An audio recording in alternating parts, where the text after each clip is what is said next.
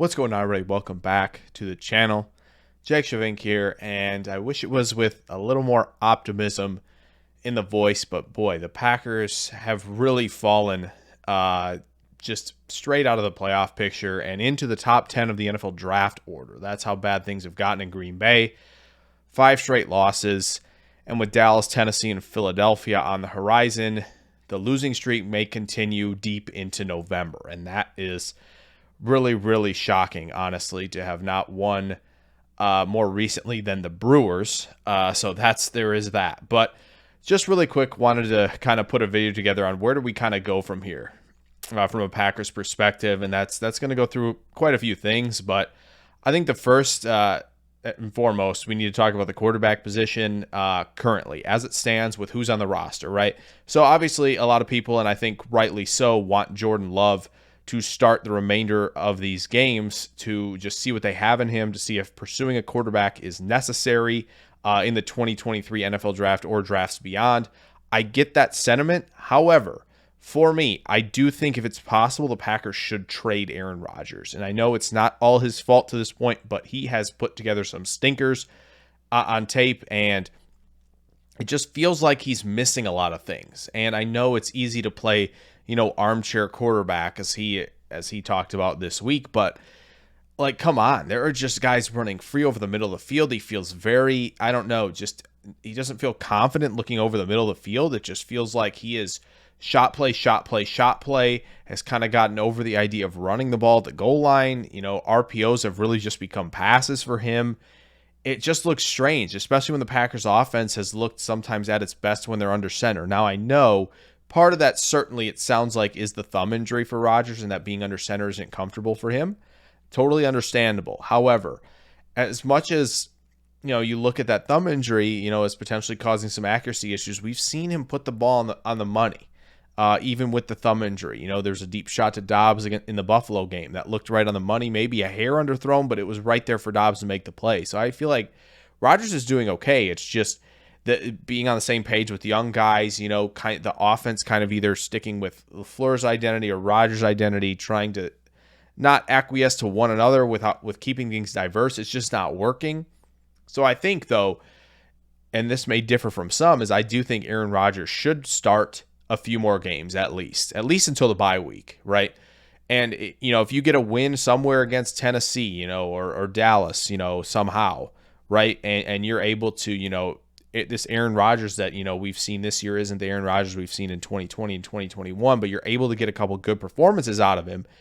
Now you start to be like, okay, teams will say, all right, well, he looks fine, right? He just, maybe this isn't the offense he wants to be in. This isn't where he wants to be right now, and we'll be able to give him kind of this fresh start. And that could be a number of teams, right? Who knows what the Raiders are going to do with Derek Carr. The Colts are definitely on the list, of course. The Jets and Patriots, I think, both would be on the list as well. I think the Jets are right there. They're just missing the signal caller. Patriots, maybe the same thing, as both address the offensive line as well. But I do think AFC teams might come calling. Maybe the Niners will as well. Who knows? But I think there will be teams interested if they see the glimpses of Rodgers that we've seen these past 2 MVP campaigns, right? So I want to get him a couple more games. Show me, okay, even at 38 going to 39, he's still there. He's got all the stuff going for him. The arm is still fine, right? He still looks like the player we've seen throughout his career, and then move him this offseason. I think that's very, very clear. I think that's where I would go in terms of the Rodgers dilemma of the whole thing. And then ride out post-bye week with Jordan Love, see what we got. May not be enough of a sample size, but I'll get to why it might be or not in a minute here. But first off, then I want to get to, after Aaron Rodgers, secondly, I want to get to Matt LaFleur. And that's just, where do we fire him? How does the coaching stuff change? Obviously, Joe Barry's probably going to be gone, even though maybe not, considering, how the defense has kind of stepped up when they've needed to. Obviously, they can only hold the fort for so long for the offense to finally find that, that spark. But maybe Barry isn't gone. But if he is, I would look into somebody like Mike Zimmer. I would look into somebody like Vic Fangio if they want another DC job, right? And they don't want to stay in the consulting gig of things. Because Giro Evero, who the Packers were also considering, is lighting it up in Denver. And so he has definitely taken a lot from Fangio. If Fangio were to come back, into a DC role. I'd love to see him do it in Green Bay. Same with Zimmer. I think Zimmer does a great job. Things will change certainly, and that may be personnel has to shift, and the draft will be, a different focus than it's been, but Zimmer still had two really good linebackers, and if Campbell and Walker can develop into being that duo, Walker more so developing than Campbell, of course, but he can make that work for sure. So I do think if Barry goes, Zimmer or Fangio would be guys I'd be calling. The other DCs that I'd be looking, I mean, you can look at, other coaches down the line for interviews, but those are the two that I would consider right off the bat, off the top of my head. So as for LaFleur, I think he's fine. I know 3-6 doesn't look good, and it shouldn't look good. Right? That's not the expectation for this team. But ultimately, you've had 3 13-win seasons. I know the playoffs have not been great. I know there are some concerns about coming off bye weeks, coming off, big long trips out west or over to London, right? There's been some lethargic, type of atmosphere around the team. I think LaFleur needs to look, in the mirror a little bit and be like, all right, I need to be a little bit tougher. I need to be a little bit more motivating. I love giving guys rest after wins. That's great to have some off time, but no, let's focus. This is a big deal. We're competing for a Super Bowl. That's the expectation here, right? He needs to kind of look at himself and be like, where can I adjust a little bit as a leader of men? And that's totally understandable, but I think he has earned job security here after turning Rodgers' career around and producing 2 MVP seasons easily, right? But they just got to get the personnel right, and they got to figure things out offensively with him. His identity needs to be the offense. It shouldn't be what 12 wants to do all the time. It shouldn't. So I'm okay with keeping LaFleur. I don't see any indication of why he should be on the hot seat, in my opinion. So some have different opinions, but that's where I'm at with LaFleur. Now for the draft, right? So Rodgers trade. Offseason is going to be littered with moves. I think Bakhtiari's probably done here, even though he's been playing really well. Maybe you find a trade partner there. I have no idea, but you probably cut him loose. Aaron Jones is the big one. That's going to be tough to figure out, honestly, because in my opinion, he's the best running back in Packers history that I've seen, at the very least, that I've seen. Okay, and so that includes Amon Green, of course, and so have you. But I do think Jones is an extremely talented player who could help teams somewhere else if the Packers want to move him. If it were up to me, I wouldn't. I would keep him on, especially if you're going to have a young signal caller in the building. That's a great guy to be able to lean on, and we know how talented he is, how explosive he is, how much he matters on all 3 downs. A.J. Dillon, maybe not so much, but this is Aaron Jones is your guy. I could see trading if the right price comes up, but man, it's hard to be man, we got to let him go. The other guys, Gary's going to be looking for an extension. He's coming off a knee injury. Maybe they get a discount there. Elton Jenkins is the other big free agent. We'll kind of see where that goes. Adrian Amos could be gone as well. So there's a lot of decisions that have to be made. Personally, if the Packers think we're okay on the offensive line, I'm cool with moving on from Elton Jenkins. That's going to be a big number, period. Obviously, that complicates things on the interior, but Gary needs to get his deal. Rushing the quarterback, far more important than a guy playing guard. Just my opinion, even though Elton Jenkins is extremely talented, right? After that, then, you look at Jordan Love, right?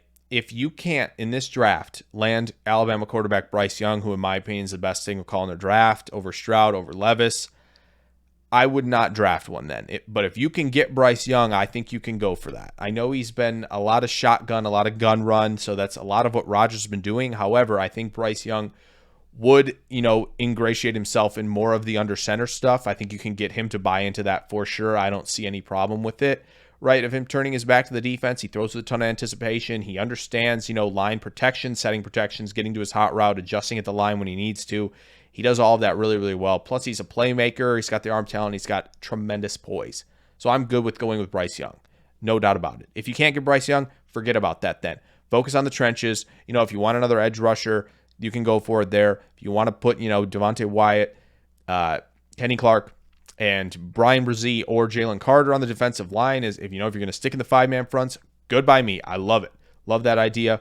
Or, if you feel like Zach Tom can figure things out inside, I think I'd rather have him at tackle personally, but if you think he can figure it out, great. Then, Olaf Ashanu, Paris Johnson, Peter Skoronski all come into play with tackle at pick 10 or wherever they pick. It's pick 10 right now, but we'll see when the draft rolls around.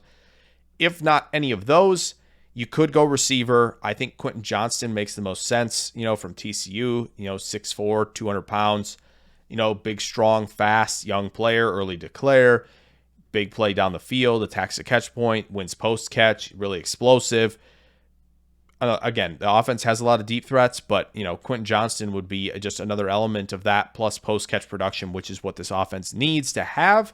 So I'm good with adding him if that's the option as well. Safety and tight end are two obvious needs. I don't think you address it in the top 15 if you pick in the top 15. That's just not where I'd go.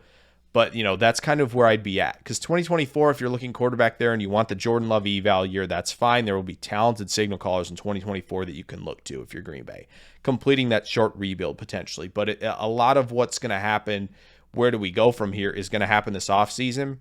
Moving on from 12, moving on from Bakhtiari, Jones, Gary, Elton Jenkins, all of that. There's a lot of moves to be made. It's going to be an interesting offseason at 1265 Lombardi Avenue. We'll see how it goes, but there's just some thoughts for me as to how I'd kind of address this latter half of the season. It's going to be fun to see some young guys. Hopefully Watson, Toure, and Tuguara all play the rest of the year out.